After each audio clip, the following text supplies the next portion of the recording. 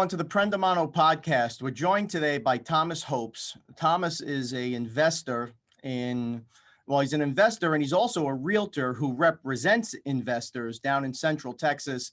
And he's an affordable housing specialist, something that we've talked about quite a bit on the show. And I'm always happy to take a deep dive on. Thomas, thank you so much for taking the time out today and joining us. How are we doing today? I'm doing pretty good, James. I'm just glad that I could be on and join you today. Yeah, well, we're excited to have you, and we appreciate it. I know everyone is busy and everyone's got a million things going on these days. So, you taking the time to spend a few hours or an hour with us and share some of your information with the audience, I think it's going to be really valuable. So you do some work with Tefke, correct? Yes, sir. I work with Tefke Real Estate here in Central Texas. So I had Matt on maybe a month or two ago. Yeah. We ran down the platform. Great guy, and I wish you guys the best of luck there. So let's kind of go back here to the beginning. I'm always fascinated because I found that there's like common threads for people who are in real estate, and especially someone like yourself that seems to have multiple different disciplines, and you appear to be involved in a number of different areas. There's always these common threads, that make up who we are. And I was wondering if you could share with the audience, give us a little background. How did we end up, in the real estate space, in the investment space, and specifically the affordable housing space? Absolutely. So James, for me, I always start with a story that's personal to me. And it's a story about my high school teacher in 12th grade bringing in Rich Dad, Poor Dad by Robert Kiyosaki, and the game Robert Kiyosaki created, which is called Cash Flow 101.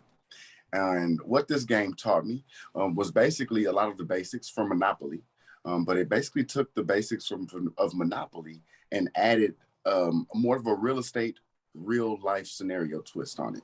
And so when I got the opportunity to play this game, it actually began to open up my mind. I was trying to figure out, hey, what do I want to do after high school? I'm not sure if I want to go to college, or can I go to college? Am I built for college? Do I have a job lined up if I don't go to college? So it was a little bit intimidating when I reached that 12th grade year. So that book and that game that my teacher brought in, he really just opened me up, and he told me, he said, hey, everyone doesn't get a scholarship and go off to college. Everyone doesn't go straight to a job. But some people go into careers or trades, and trades are alternatives to these things that, when with the right discipline, you can still make some great money, just as much as people who are in college or who are in these educated areas of life. And so I decided to go ahead and pursue it from that moment on. And I would say it took me a few years, but after those few years of attempting to go to community college and take on the real estate classes, I ended up sticking with the real estate. And once I completed those classes, it was up and running from there. And it was really important for me because growing up, I remember living in a duplex, and I didn't realize it then, but I was always curious about house hacking and the Burr method. And so in this duplex, my mother would give me the rent checks, and she'd say, hey, run this right next door to side A. We lived in side B. And I was like, okay. And so after a few times of doing that, I got curious. I was like, why are we taking the rent to our next door neighbor? And she was like, because he's the landlord. And I was like, huh? How is our landlord our neighbor? And so from that time, I was always a little curious about real estate. And so when I got older, got into the industry, learned about house hacking, learned about the Burr strategy, learned about buying multifamily with FHA loans and things like that. It just started to trigger. And at that moment, I knew I'd been always kind of going into this industry without even knowing. It's funny because I never lived in a house. And so to be a realtor selling homes and now buying my first home to remodel is an entire experience for me. So that's fascinating for me on a number of levels. So we have a book club here, and we recently did Rich Dad, Poor Dad. Yeah. And it you're the first person who I've ever had on the show or I've ever spoken with that said a teacher actually introduced Rich Dad, Poor Dad. Was that part of curriculum, or was this just a cool teacher that was doing extra work, or how did that come to be? This teacher was definitely off the grid. He actually stopped teaching to follow his passion in music. He was he's big on music and also a guitar player. But I will always remember Chris Gleason bringing in Rich Dad Poor Dad and introducing that to me and a lot of other kids, you know, and that changed my life forever. Well, shout out to Chris Gleason, wherever he may be, Yes, because, one of the things that we took away from that book was there's no curriculum that addresses financial literacy. This correct. is, it's a book full of basic elements and some not so basic, but they're primarily basic elements that until you take the time to really pull back the curtain on, you don't fully understand. And it gives you for anyone who hasn't read Rich Dad Poor Dad, you have to read it. It's an Yeah. absolutely amazing book that shines the light in a few areas where we really need to be shining the light. And for us, well, we actually ended up we're building out a really comprehensive institute, and it's been so heavily focused on the deal side. We said we have to include a whole section here on financial literacy. Like, these are things that nobody is teaching, and they absolutely should. And everyone we chat with, we can't figure out for the life of us why they haven't incorporated financial literacy into core curriculum. Fifth grade, sixth grade, seventh grade, start this stuff early. Give people an understanding of the time value of money, trading time for money, and the basic principles of real estate investing. And it's just absent from at least any curriculum I've ever seen. And I really applaud Chris for And for bringing good that reason. in. Yeah, right. Well, that's a whole nother discussion, right? And I think you're absolutely right, for good reason, and that's scary stuff. But we've been given an opportunity with this technology now, right? You and I wouldn't have connected if we didn't have access to No. the tools that we have today. And I think the more that folks like us get together and talk, the more that we can effectuate change, and the more that we can start looking underneath the mattress a bit, saying, why isn't this stuff in the schools? Why isn't this part of core curriculum? And you're absolutely right, man. It's a tremendous book. Even now, I've been in real estate for 20, I don't know, 23, 24, 25 years. It was eye-opening for me to go I, through I that couldn't book. pinpoint that. Man, as we went through it, I just found myself highlighting and highlighting and highlighting. Like, this principle's got to be in the institute. This has got to be in the institute. It was one of my favorite books, and it's had a profound impact on me, a profound impact on the team. So it's great to hear that you were exposed to that at an early age, and that makes a lot of sense now. For you to have that exposure in the 12th grade, I could see certainly why it began to set your course on being involved as an entrepreneur and being involved in real estate. So you're investing, and you're doing I don't know how the acronym is pronounced, but it's TSAHC. It's the Texas. The affordable housing acronym, essentially, for Texas, correct? Sure. Oh, TSAC. That's correct. TSAC. Okay, so TSAC. All right, Texas State Affordable Housing Corporation. got it. Mhm. So are you working on the buyer side, the landlord side, the tenant side? Where are you specializing your efforts at this point? Sure. Well, specifically with TSAC, I'm actually one of their Travis County buyers agents that's signed up with them. So if you go to their website and you're searching Travis County and you're looking for a realtor in the area, you're going to find me and maybe a handful of other agents. And what we do is we partner with lenders who specialize in down payment assistance programs in this area and all over Texas, of course.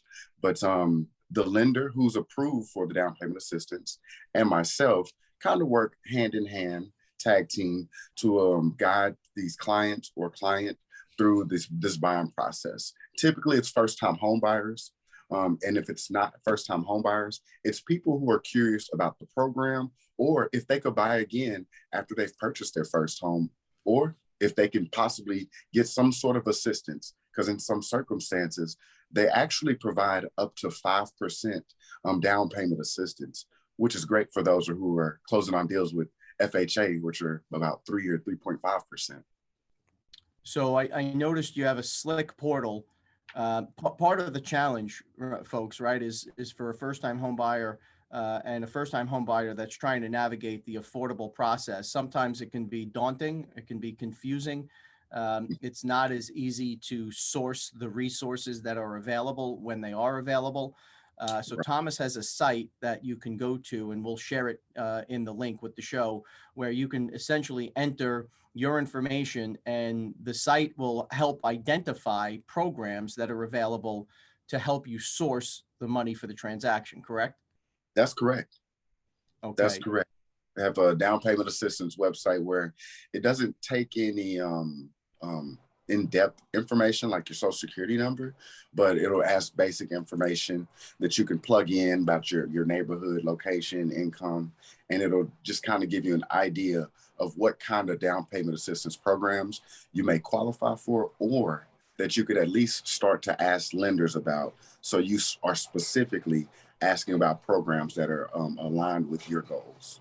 And is that a website? Sorry, Thomas. Is that a website that is built in conjunction with TSACs, or is that a separate site that you built?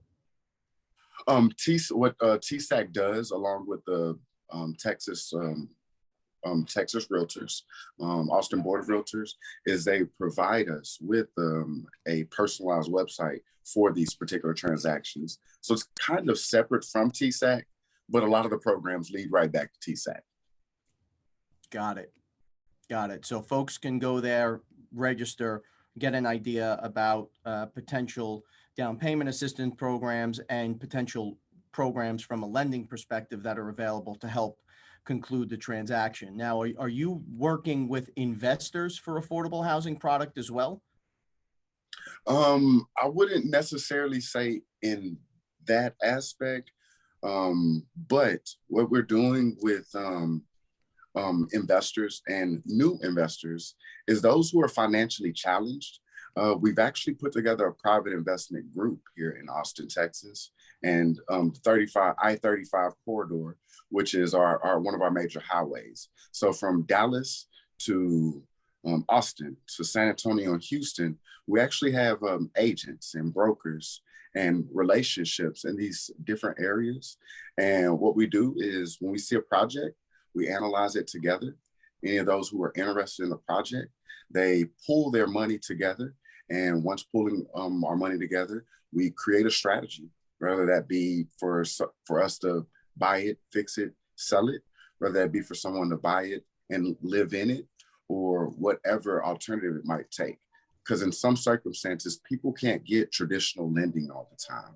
And that is one of the things that I became passionate about in real estate, is when I learned about the unconventional ways to invest in real estate and the unconventional ways to actually own a real estate. And so that is what our private investment group does. We invite these people in and they find passive ways to get into real estate, or they find ways to do group activity in real estate. Got it. Okay. So this is a group, and I applaud you for being a part and helping to pull it together, where everyone's collaborating the way it should be. And if there's opportunities, I guess there's an informal process you go through of who wants to participate and what that structure looks like. And these are passive investors, right? They're not actually getting involved in running the deal. So actually, one of my clients who was a first-time home buyer and a passive investor has ended up partnering with me on one of our first fix and flip properties. So we're actually knocking out a fix and flip property together in Austin that we just decided, hey, we don't want to passively invest on this next one because of the potential. One of my other partners, who is someone I not only went to school with, but he actually began remodeling. And so he brought the deal. He had his cash locked up. He presented the deal to me. It had a great spread on it. I went to my partner who wanted to go in on a deal, and we decided to pull our heads together. So we'll be kind of like a three-headed beast, me and her providing the financials, and he'll actually be providing us step-by-step mentorship to do our first fix and flip together. Oh, that's great. Congratulations on that. So Thank you. Thank you. Super excited and nervous at the same time. Yeah, it's an exciting time, right? When you're jumping into that first property. And for those of you in the audience that are not familiar, the BRRRR method, which is kind of a buzzword for those of us in the business, but I know many of the folks that are not in the game on the day-to-day basis may not be familiar. And we've talked about it before, but essentially it's buy, renovate, rent, refinance, repeat. Right. So the idea is, Thomas has identified a deal where there was some capital needs. They're going to acquire the asset, get in, get the property to a point of completion where it's ready for occupancy. They go ahead, they rent it to a third party, and then use that rental income to backstop the underwriting when they refinance and stabilize the asset. I assume at that point you're going to pull some cash out. You now have a performing asset. It's positive cash flow. You've provided a home for somebody, and you then take that money and you go and you do it again. That's correct. That's absolutely correct. Well, congrats on it. It's a great way for people who are financially challenged to put their money to work in real estate.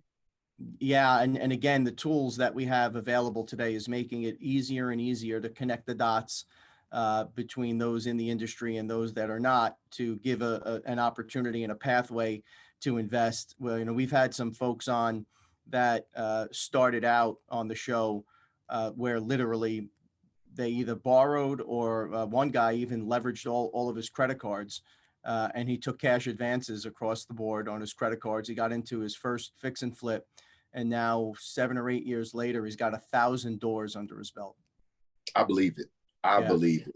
Once you learn about creative ways to invest in real estate, you can't unlearn it. And you get super excited and even challenged when you can't get real estate the traditional way, because it just makes you say, oh, I can't do it this way. Well, what other way can I figure out how to get this deal locked up or closed? Yeah. So if you're a problem solver, you could do a lot of damage in that space. Yes, absolutely. Absolutely. We worked with a company. It was a family-owned business for 25 years, and we just went through the process of rebranding to PreReal because we want to scale and backstop it with a fund, and the fund will give agents in each of the locations the opportunity to do these things, to not only earn fees on acquisitions, but give them the opportunity to have equity kickers and move deals through the pipeline. We feel like if we can offer the agents that additional level of servicing, where they know that there's a couple of $100 million in the till behind the company, we think we could do some really unique things, and it gives us a way to have access to these markets where they're exploding. How's the market down by you guys now? Austin market is on fire. It's like my broker and partner Matt Teifke's always says, it's opportunity city down here. And a lot of the economy in the nation is struggling, which is a little saddened in some areas. And here in Texas, it's just a different animal. It's almost like Silicon Valley is moving to Texas. And so in the middle of the world being on fire, it's actually an opportunity for Austin because it's growing massively and rapidly. So part of what you're seeing down there, right, is a decentralization of real estate. This is something that we've been talking about since really the retail, what I call the retail apocalypse. As the retail brands began to see an opportunity to move out of some of these lost leader, flagship stores where the rents were just unimaginably high because they were in great traffic locations, tourist locations, and it was great exposure for them. And they found that they can reach people in the most intimate way, right on their phone for a fraction of the price.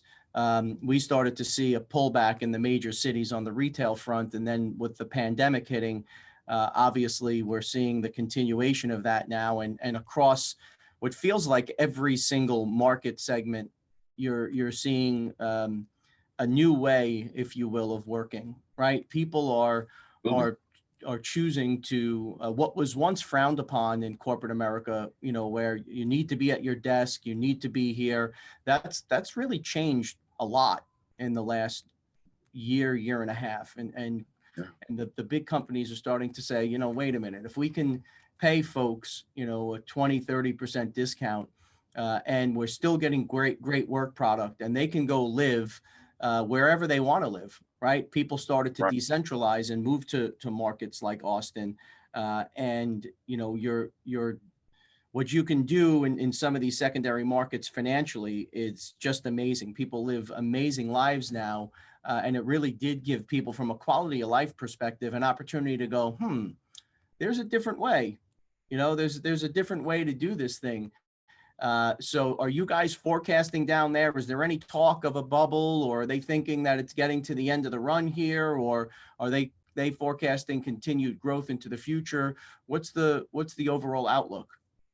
I mean, my team and I, we talk about this all the time. And with such major companies coming down here that have been established just recently here in the last 5+ years, it's just created this growth that I would say we weren't prepared for traffic wise, but as far as space and location, we had all of the available needs and necessities. And so a bubble, I wouldn't say. 5 or 10 years from now, I think we're still looking really strong. Our growth is looking really good. For the most part, it may be pacing out. I know last year we were experiencing home sales where there were over 75 people at one open house putting in 75 offers and making sometimes over $100,000 over the asking price offers. Wow. And so that lasted nearly, I think that lasted from about February of this year to about July or August, and it died down. And now the market is barely starting to stabilize. But even in stabilizing, I haven't seen any forecast of a drop. The numbers are still going up consistently, and sometimes in double digits as well. So let me share with you some numbers from a survey that I was studying over the weekend. The survey is from a partnership for New York City. Mm-hmm. And I think it will speak to what you guys have on the horizon. All right. So on an average weekday, 28% of Manhattan office workers are in the workplace as of late October 2021. Only 28%. 8% of Manhattan office workers are in full-time 5 days a week, which means 92% have not returned to the office full-time. 10% are in 4 days a week, 12% 3 days a week, 8% 2 days a week, 8% 1 day a week, and 54% of Manhattan office workers are still fully remote. 54%. So you touched on something a minute ago where you had said that some of the big companies are starting to relocate, right? And I think the first trend or the first run was folks that got to that point and said, you know what, we're done. We're either going to retire early or we just want to change a pace. We've talked about this on the show. It takes, by most accounts of experts, somewhere around 60 to 65 days to break a habit and another 60 to 65 days to replace that habit. That habit could be smoking, eating, work habits, whatever it may be. Right. This thing went on for so long that folks have changed that habit of going and, the rat race that we hear about in the major cities. And they've exchanged that now and replaced it with a new habit that is this decentralized, not going in every day and working remotely. So the first run that you saw, I believe, and we're seeing this in the Carolinas, we're seeing it in Florida, we're seeing it in Texas, we're seeing it in Arizona. of folks who just were ready at that point. They were ready to pack it in. They were ready for a lifestyle change. But now you're going to see corporate America follow suit, and you're going to see physical relocations of these major companies. And the ones that relocate, and even the ones that don't relocate, are going to start allowing for this decentralized remote work to be the norm moving forward. Right. So I think this next wave of folks might be bigger than the first wave, where people are saying, okay, our company is on board with this, right? So now we're going to pick up, and we're going to, even if it's 70, 80%, 60% in some cases of what our salary was, we can go live like kings in certain parts of America. Let's get the heck out of here and live a little bit of a different lifestyle. So we're Right. super bullish on those markets. I, And I'm sorry to cut you off. I always tell people when they come in from, New York's and California's and Florida, some of those bigger markets with bigger, I would say state taxes. But when some of those markets, when they come here, I always let them know, hey, for the price of a broom closet in some of those states, you could be living large here in Texas. And it's literally no joke. Like when I hear some of the prices for the price of a condo or apartment or a 1,400 square foot home, and people are paying 800,000, $1 million for these items in other markets, then you come here to Texas and you spend $800,000 and you got a mansion. You have a 5 or 6 bedroom house with a pool, and acreage. And so when people start to see, as you mentioned, that physically changing the location can pretty much change your lifestyle completely, it's going to strike in many people.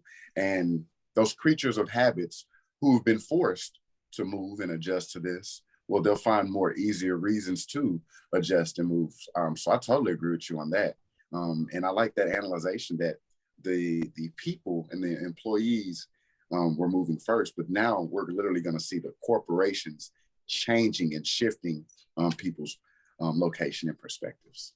yeah, well, look, the reason these cities have endured for as long as they have, these major cities, is because they were the employment capitals of the world, right? People wanted access to the jobs, and now that they can access the jobs remotely, and they're relocating out of these major cities for reasons like corporate tax rates and a number of other different reasons, I think that we're in the midst of a real shift. I don't think that this was an anomaly. I know there's a lot of folks out there that feel that things are going to return to the way they were. I think that is absolutely not the case. I think that we're in a new world, and I believe we're just at the beginning of that new world. I think that there's still quite a bit of change on the horizon. Absolutely. Absolutely. With the way that money's going as well, just to throw that in the conversation, like we're in the middle of one of the greatest wealth transfers in the history of our nation.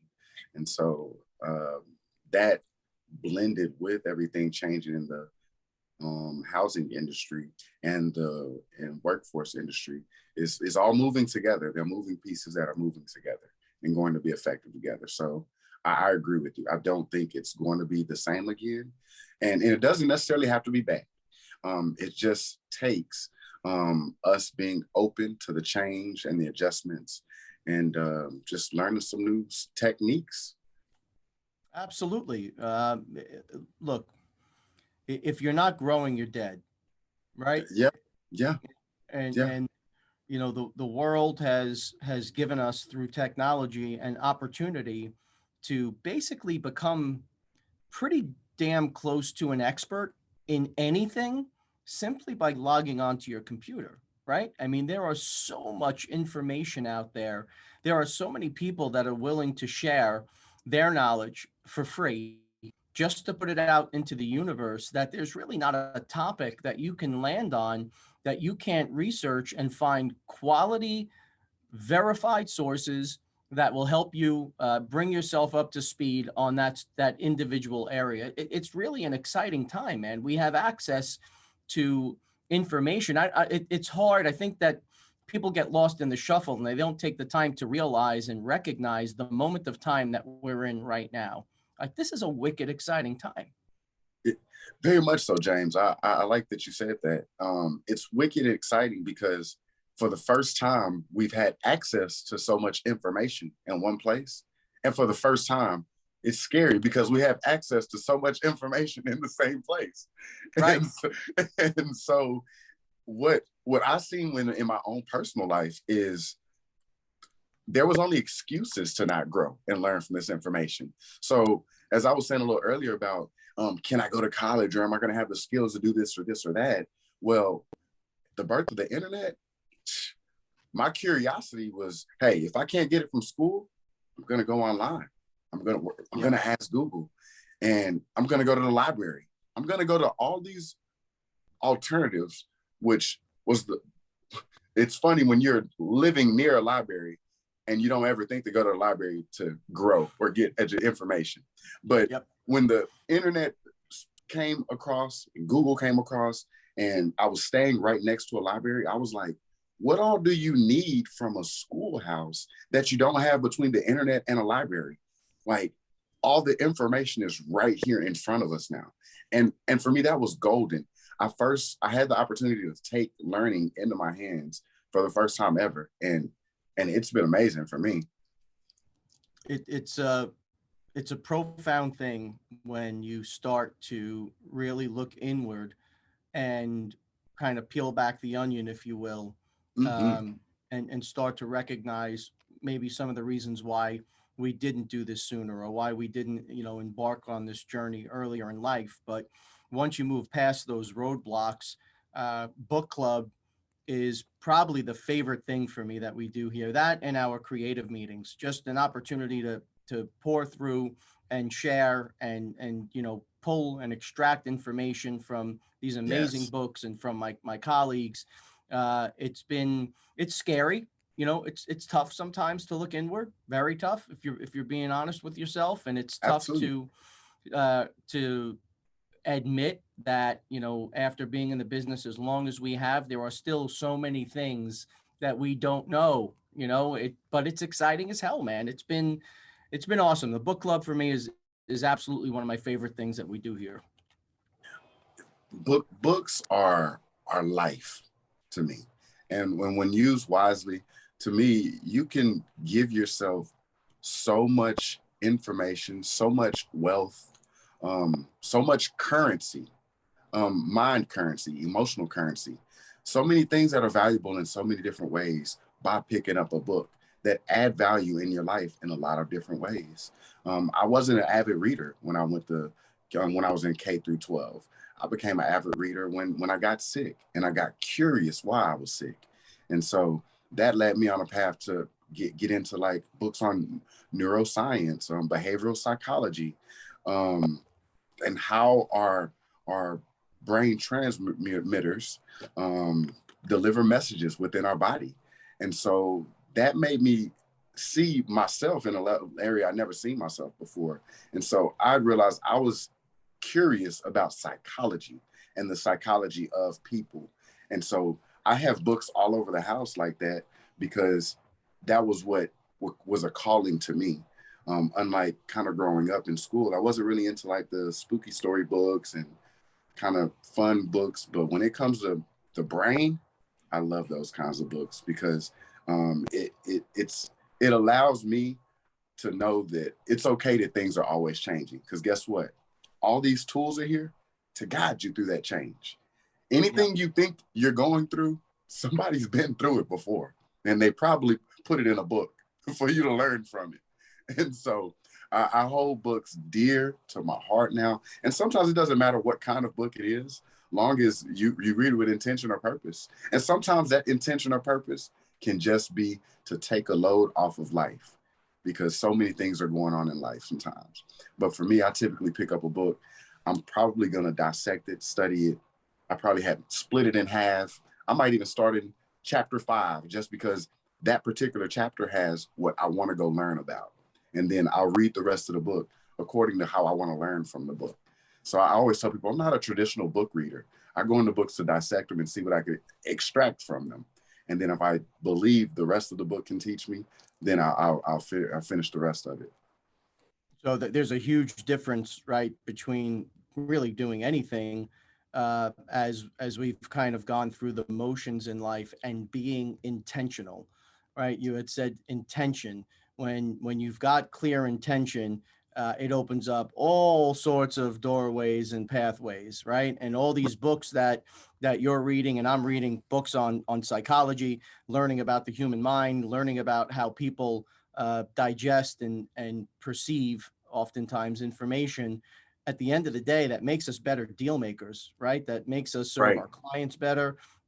It, without a doubt, some people scoff at book club, and they don't understand, what value there is as it translates into the work world. And you touched on two important things. Number one, doesn't always have to be a self-help or a book about work, right? It's important Right. to have that downtime.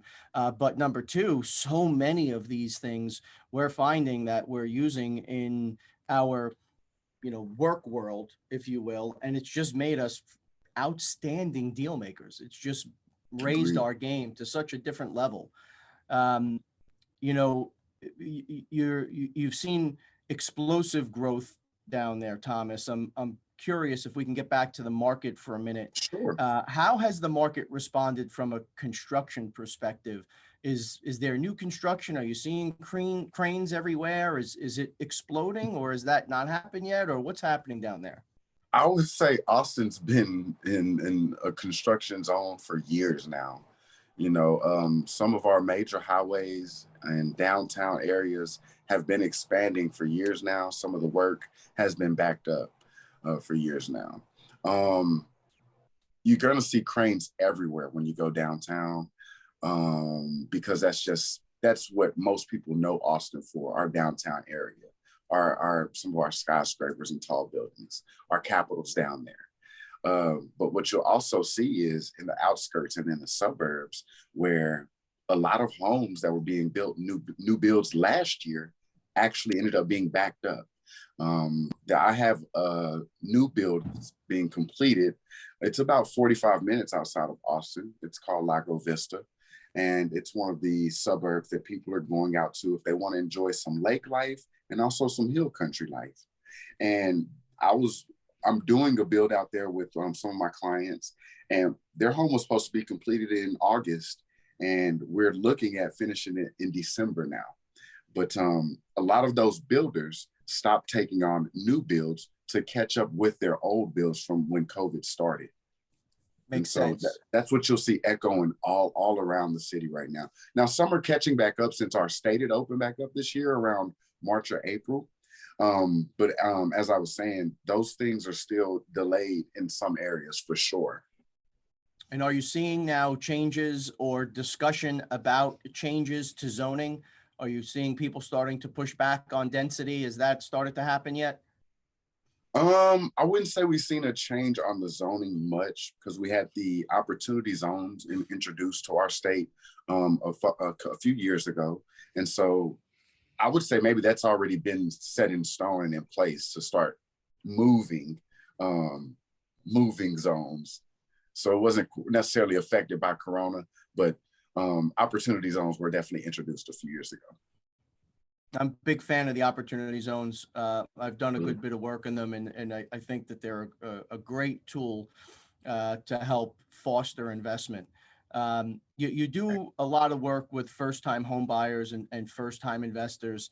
Is there a reason specifically? Can you kind of put your finger on why you chose the first-time home buyer or the first-time investor as a point of focus for you? Absolutely. Well, kind of what you said earlier. If you're not learning, you're dead or you're dying. And if you're not growing, you're dead, you're dying. And so I started real estate back in 2012 without a plan, without intention, just thinking I could just go in and make some money. I was pushing a 9 to 5 clock. And so metaphorically, I ended up dying in real estate. So about 2 years ago, I came back into the business full time, 100%. And I said, I'm going to service a particular market of people, and I'm going to create a niche for a particular market of people. And this is what people are going to know me for. And so that 2 years has went by, and I am now known as the realtor here in Central Austin that you could also partner up with me on deals, or I might even be negotiating my commission to close some deals with you. You know, it just depends on what type of deals that we have on the table. But that is something that I told myself that was important, because I believe anyone that does great business, they're a master at something. And so instead of spreading myself thin like I did before, I said, I'm going to become a master in these two realms, and people will be able to at least depend on me in these two realms. And so those were the primary reasons that I was seeing that everybody who was great at something, they were a master at something, and they weren't spreading themselves thin. A tremendous, tremendous response, tremendous advice for folks out there. When you start dabbling in too many disciplines, you get lost, and you really have to demonstrate excellence in a specific niche, and you'll find the market will respond to you, because just like we're out there looking for information in other areas, folks are out there looking for information and experts in real estate, right? Right. So of expertise. I like that. Absolutely. So do you have any plans of expanding beyond the Texas market at this point, or are you staying? Absolutely. I mean, you know, as you know yourself, this is a relationship business. And that has been the foundation to my growth in my business. And being that I'm meeting people from all over the country, in some circumstances, the world, you know, we have these discussions and talks about investing in other places. You know, Albany, New York has even came up a few times, just because it looks like it's in a place where it's being revitalized right now itself. So I think some things are dirt cheap out there. I met some fellas out in San Diego last year who were in the construction business, who were curious about investing in real estate. And so we have our constant dialogue about California and what's going on over there, and what is it going to be like in a few years after all of their big corporations are in Texas and not California. And so it's these talks about different markets, and I think it's important to try to break into these other markets, because sometimes you don't want to limit yourself to any particular market if you're focused on investing. Sometimes you just need to find a market where you could trust the numbers, find some people there that you can trust, and just invest there. I love it. And again, these tools are making it so much easier to connect with folks from all over the country, and really glean some amazing information and make sound decisions. I think there's a trepidation. People are nervous about investing outside of a place where they can touch it and feel it. But the tools available to us today have made it so much easier, man. It's just a different world. Exactly. It's going to be able to touch it and feel it when virtual reality gets to work. Yep. Right. There's a reason Facebook changed their name to Meta, right? Like it's coming. I've watched Black Mirror. So, if you could offer one piece of advice for a first-time investor, what would the advice be? Get a mentor. Get a mentor. It doesn't hurt to ask questions to the right people. I think a lot of people get discouraged about asking questions because they're asking them to people who don't want to see their growth. Get a mentor who wants to see your growth. That's outstanding, Thomas. How do people find you? What's the best way for folks to connect with you? You can find me on Instagram at Mr. T Hopes. That is MRTHOPES, like you have high hopes. You can also find me on Facebook at Thomas Hopes Investment Solutions, as it sounds, or at Facebook as just Thomas Hopes as well.